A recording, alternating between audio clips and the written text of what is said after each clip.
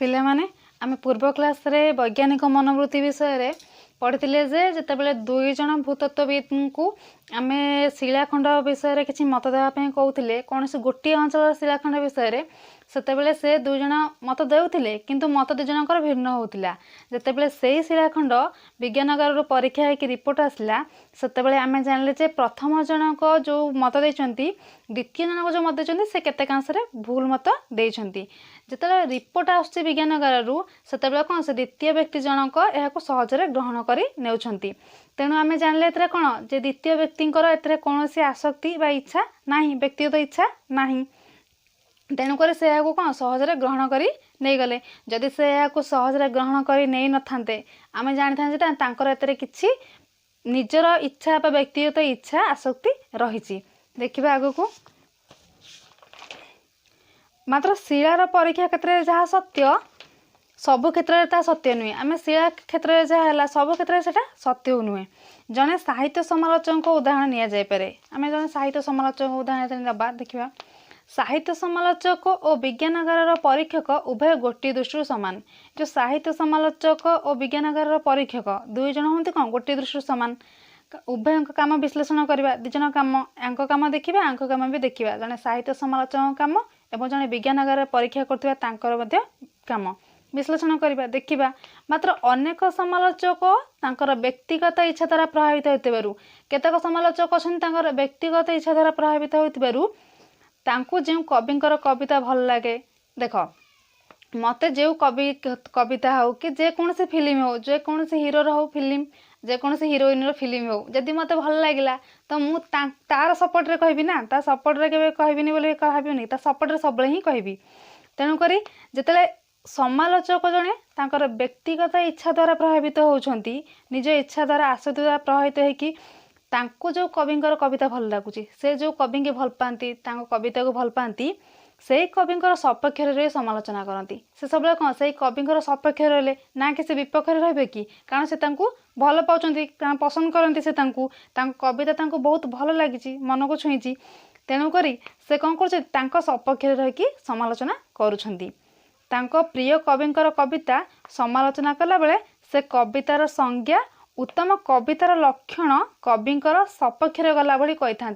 समालोचना जदि भी करवा सबु क्षेत्र देखिए करवा किंतु जड़े जिते तांको प्रति कौन सी व्यक्तिगत इच्छा रोची आसक्ति रोची से समालोचना गले कौन करुँच ना कवितार संज्ञा उत्तम कवितार लक्षण जिते कहते कवितार लक्षण कौन से कविता संपर्क जो समालोचना करुँच से केवल तांकरी सपक्ष गला बेले ही कहते। मोट उपरे से समालोचना करिया परिवर्ते ओकिलाती करथांती। से समालोचना कौन करेंगे आपको ही समालोचना कहती। जदि जड़े जनक सपक्ष कहला ताको समालोचना करिया बोली कुहा जाओ कि कुहा जाय परिबो नहीं। तेणु से समालोचना करिया परिवर्ते कौन करुछंती परिवर्ते ओकिलाती करुछंती तांको सपोर्ट रे ही कही चलुछंती। एपरि समालोचना रे वैज्ञानिक मनोवृत्तिर अभाव लक्ष्य करा जाए। एमिति जो समालोचना करुछंती तेरे आमर कौन देखा होची वैज्ञानिक मनोवृत्तिर अभाव देखा होची। जदि वैज्ञानिक मनोवृत्ति थांता से कदापि तो तांको सपोर्ट रे तांको सपक्ष रे से कही थांते कि किछि तो समालोचना करथांते कोनोटा भूल अछि कोनोटा ठीक अछि कही थांते किंतु से भली मत तांकर कोनोसी नाही। तेणु केही बलिष्ठ जुक्ति करी कविंकर दोष गुण देखाइले जदि आउ केही किछि त्रो स्ट्रांग जुक्ति आनी कहउछंती जे एटा भूल करचंती कि एटा ठीक करचंती से कौन कहते से ताकू सहज भावे ग्रहण न करी बरं विरोध करथांती। से ताकू सहज भावे ग्रहण करूनाहांती ताकू विरोध करुछंती। आमे पूर्व देखिले जे जने भूतत्वविद जते बेले तांकर विज्ञानगार रिपोर्ट आसला से कथाटा कौन तांको मतटा को भूल हैला एतले से सहज ताकू ग्रहण करि नेले कारण हाँ काले मु ए विषय जानि नथिबी ए विषय मोर ज्ञान नथिबो तेणु मत ठीक देई पारलिनी। किंतु एटी कौन जदि आउ जने किए बलिष्ठ जुक्ति करिकी देखाइला से संपर्क से ताको सहज भावे ग्रहण न करी बरं विरोध करछंती। जदि से कविंक सपक्ष कही न थांते कविंक समालोचना करि थांते तेबे से कथाटा को मानि नहीं थांते जे मोर कौनसी भूल थिबो त्रुटि थिबो मो मतरे समाज सहजरे ग्रहण करि थांते किंतु से एटारे सहजरे ग्रहण करि नेले नाही। तेणु तांकर एठारे वैज्ञानिक मनोवृत्ति अछि बोली आमे कहि परिबा नाही। अनासक्त भाव व्यतीत अन्य मानक प्रभाव मुक्त रही विचार करिबा ଅନାସକ୍ତ ଭାବ ଲୋଭ ଇଚ୍ଛା ଆସକ୍ତି ଯୋଉଟା କହିଥିଲି, କିନ୍ତୁ ଅନାସକ୍ତ ହେଉଛି କ'ଣ ଲୋଭ ଇଚ୍ଛାର ବିପରୀତ। ଅନାସକ୍ତ ଭାବ ବ୍ୟତୀତ ଅନ୍ୟମାନଙ୍କର ପ୍ରଭାବରୁ ମୁକ୍ତ ରହି ବିଚାର କରିବା। ଅନ୍ୟମାନଙ୍କର ଜଣେ କିଛି କହୁଛନ୍ତି ତାଙ୍କ ପ୍ରଭାବରୁ ଆମେ ସେଟାକୁ, ସିଏ ଯଦି କହୁଛନ୍ତି କଥା ଠିକ୍, ମୋର କ'ଣ କୌଣସି ମତ ନାହିଁ, ଯଦି ମୁଁ ତାଙ୍କ ପ୍ରଭାବରୁ କହିବି ହଁ ଏଇଟା ଠିକ୍, ମୋର କୌଣସି ନିଜସ୍ୱ ମତ ନାହିଁ, କୌଣସି ସଠିକ୍ ଚିନ୍ତା ମୋର ନାହିଁ, ତ ବିଚାର କରିବା ବୈଜ୍ଞାନିକ ମନୋବୃତ୍ତିର ଆଉ ଗୋଟେ ଲକ୍ଷଣ। କିନ୍ତୁ ଯେତେବେଳେ ଜଣଙ୍କ ପ୍ରଭାବରୁ ମୁକ୍ତ ରହିକି ଦୂରେଇକି ମୁଁ ମୋର ସେଠି କିଛି ଚିନ୍ତା କରେ, ମୋ କୌଣସି କଥା କହିବି, ମୁଁ ମତ ଦେବି ସେ ବିଷୟରେ, ସେତେବେଳେ କ'ଣ ହେବ, ଏଇଟା ହେଉଛି ବୈଜ୍ଞାନିକ ମନୋବୃତ୍ତିର ଆଉ ଗୋଟିଏ ଲକ୍ଷଣ। ଅନାସକ୍ତ ଭାବ ବ୍ୟତୀତ ଅନାସକ୍ତ ଭାବେ ଗୋଟେ କଥାକୁ ବିଚାର କରିବା, ଆଉ ଗୋଟେ ହେଉଛି କ'ଣ ଅନ୍ୟମାନଙ୍କ ପ୍ରଭାବରୁ ମୁକ୍ତ ରହିକି ବିଚାର କରିବା। ଏ ଦୁଇଟା ହେଉଛି କ'ଣ ବୈଜ୍ଞାନିକ ମନୋବୃତ୍ତିର ଲକ୍ଷଣ। ପରୀକ୍ଷାରେ ପଡ଼ିବ ଯେ ବୈଜ୍ଞାନିକ ମନୋବୃତ୍ତିର ଲକ୍ଷଣ କ'ଣ, ତ ତୁମେ ଲେଖିପାରିବ ଅନାସକ୍ତ ଭାବ ଏବଂ ଅନ୍ୟମାନଙ୍କ ପ୍ରଭାବରୁ ମୁକ୍ତ ରହି ବିଚାର କରିବା। ପ୍ରଭାବଶାଳୀ ବ୍ୟକ୍ତି ଓ ଶାସ୍ତ୍ରର ମତଠାରୁ ମୁକ୍ତ ରହି ସମାଜର ପ୍ରଚଳିତ ମତ ଦ୍ୱାରା ପ୍ରଭାବିତ ନ ହୋଇ ସ୍ୱାଧୀନ ଭାବେ ବିଚାର କରିବା ଏକ କଠିନ ମାନସିକ ଅଭ୍ୟାସ।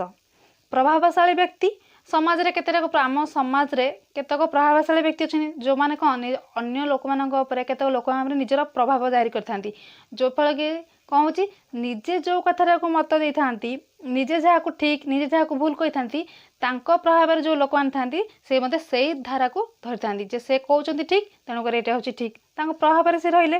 ଏବଂ ଶାସ୍ତ୍ରର ମତ, ଶାସ୍ତ୍ରରେ କେତେଟା କଥା ଅଛି, ତାର କୌଣସି ଆମେ ଯୁକ୍ତିଯୁକ୍ତ କଥା ନ ଜାଣିକି, ସେ ବିଷୟରେ ସଠିକ୍ ଭାବେ ନ ଜାଣିକି ଆମେ କ'ଣ କରୁଛେ, ଶାସ୍ତ୍ରର ମତଠାରୁ ମୁକ୍ତ ରହି ଆମେ ଶାସ୍ତ୍ରର ମତ ସେ ବିଷୟରେ ଜାଣୁନେ, କିନ୍ତୁ ସେଇ ଶାସ୍ତ୍ରର ମତଠାରୁ ଯେତେବେଳେ ନିଜକୁ ଦୂରେଇକି ରଖି ସମାଜରେ ପ୍ରଚଳିତ ମତ ଦ୍ୱାରା ଆଉ ସମାଜରେ ଯେକୌଣସି ପ୍ରଚଳିତ ପ୍ରଥା ରହିଛି ତାଠାରୁ ଆମେ ଯେତେବେଳେ ଦୂରେଇକି ସେଥିରେ କୌଣସି ପ୍ରଭାବିତ ନ ହୋଇ ସ୍ୱାଧୀନ ଭାବେ ନିଜେ ନିଜସ୍ୱ କୌଣସି ବିଚାର କରିବା ଏକ କଠିନ ମାନସିକ ଅଭ୍ୟାସ।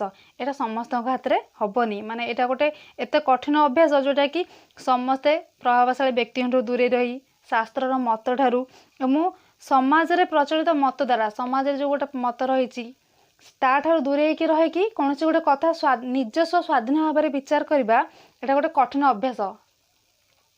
ଏହା ଅଧ୍ୟୟନ, ଗଭୀର ଚିନ୍ତା, ଉପଯୁକ୍ତ ଶିକ୍ଷା ଉପରେ ନିର୍ଭର କରେ। ଏହା ଅଧ୍ୟୟନ, ଗଭୀର ଚିନ୍ତା କରିବା ଏବଂ ଉପଯୁକ୍ତ ଶିକ୍ଷା ନ ପାଇଲେ ବି କରିପାରିବନି, ଏହା ଉପରେ ନିର୍ଭର କରେ।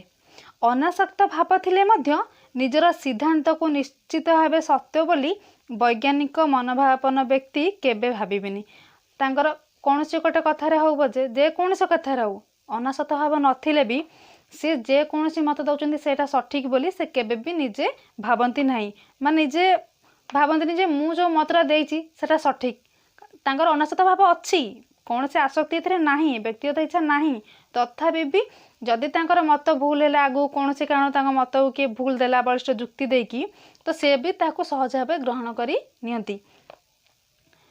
ସେହି ବିଷୟରେ ତାଙ୍କର ଜ୍ଞାନ ସମ୍ପୂର୍ଣ୍ଣ ଅସମ୍ପୂର୍ଣ୍ଣ ହୋଇପାରେ। ସେ ଭାବନ୍ତି କ'ଣ ମୋର ଏଥିରେ ସମ୍ପୂର୍ଣ୍ଣ ଜ୍ଞାନ ନାହିଁ, ମୁଁ ଏ ବିଷୟରେ ପୁରାପୁରି ଭାବେ ଜାଣିନି, ତ ତାଙ୍କ ଯୁକ୍ତିରେ କିଛି ଭୁଲ ଥାଇପାରେ, ସେ ଯେଉଁ ଯୁକ୍ତି ଦେଇଛନ୍ତି ସେଥିରେ କିଛି ଭୁଲ ଥାଇପାରେ, କାରଣ ସେ ବିଷୟରେ ସେ ଫୁଲ୍ ଜ୍ଞାନ ଅର୍ଜନ କରିପାରି ନାହାନ୍ତି। ଏକଥା ସେ ମନେ ରଖିଥିବେ, ସେ ସବୁବେଳେ ମନେ ରଖିଥିବେ କ'ଣ ମୋର ଏଥିରେ ଜ୍ଞାନ ଅସମ୍ପୂର୍ଣ୍ଣ ହୋଇପାରେ, ଯେହେତୁ କ'ଣ ସେ ହେତୁରୁ ମୁଁ କ'ଣ ଦେଇପାରିଲିନି, ମୋର କ'ଣ ସଠିକ୍ ମତ ଦେଇପାରିଲିନି, କାରଣ କୌଣସି ମତ ପ୍ରତି ତାଙ୍କର ଆସକ୍ତି ନାହିଁ, ସେମିତି କୌଣସି ତାଙ୍କର ଇଚ୍ଛା ବା ବ୍ୟକ୍ତିଗତ ଇଚ୍ଛା ନାହିଁ। କୌଣସି କଥାର ଆଲୋଚନା କଲାବେଳେ ସତ୍ୟର ଉଦ୍ଘାଟନ ପାଇଁ ବୈଜ୍ଞାନିକ ମନୋବୃତ୍ତି ସର୍ବପ୍ରଥମେ ଆବଶ୍ୟକ। ଯେକୌଣସି କଥା ଆଲୋଚନା କରୁ, ସମାଜରେ ଯେକୌଣସି ବି କଥା ହେଉଛି ନା କାହିଁକି, ଯେତେବେଳେ ଆଲୋଚନା ହେଉଛି ସେତେବେଳେ ସତ୍ୟର ଉଦ୍ଘାଟନ ପାଇଁ ବୈଜ୍ଞାନିକ ମନୋବୃତ୍ତି ସର୍ବପ୍ରଥମେ ଆବଶ୍ୟକ।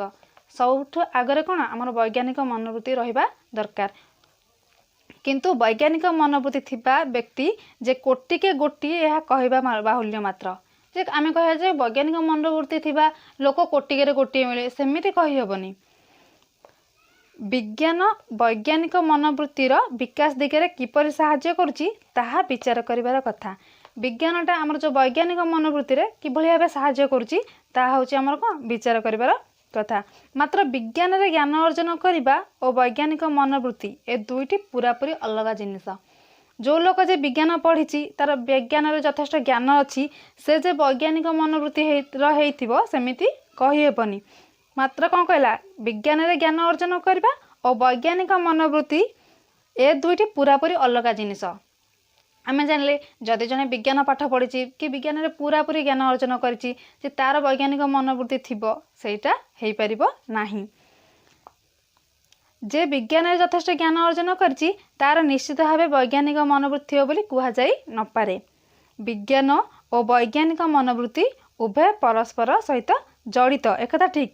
ବିଜ୍ଞାନ ଓ ବୈଜ୍ଞାନିକ ମନୋବୃତ୍ତି ପରସ୍ପର ସହିତ ଜଡ଼ିତ, କିନ୍ତୁ ବିଜ୍ଞାନର ବିଭିନ୍ନ ଆବିଷ୍କାର ମନୁଷ୍ୟର ଅନେକ ଭିତ୍ତିହୀନ ଆତ୍ମରୁଚିକର ବିଶ୍ୱାସ ଉପରେ କୁଠାରଘାତ କରିବା ଫଳରେ ଚିନ୍ତାଶୀଳ ବ୍ୟକ୍ତିମାନେ ନିଜର ବିଶ୍ୱାସ ଉପରେ ସନ୍ଦେହ ପ୍ରକାଶ କରି ସେଗୁଡ଼ିକୁ ସାବଧାନତା ସହିତ କରିବାକୁ ଲାଗିଲେ।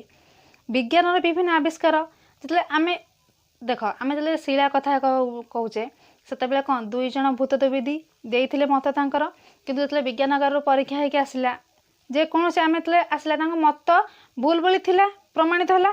ଯଦି ଏଠାରେ କ'ଣ ଅଛି, ବିଜ୍ଞାନର ବିଭିନ୍ନ ଆବିଷ୍କାର ତାଙ୍କର ଏ ଯେଉଁ ଆବିଷ୍କାରଟା ହେଲା ତାଙ୍କର ଯେକୌଣସି ବି ସେ ମତ ଦେଇଥିଲେ ସେ ଭୁଲ ବୋଲି ପ୍ରମାଣିତ ହେଲା ନା ନାହିଁ।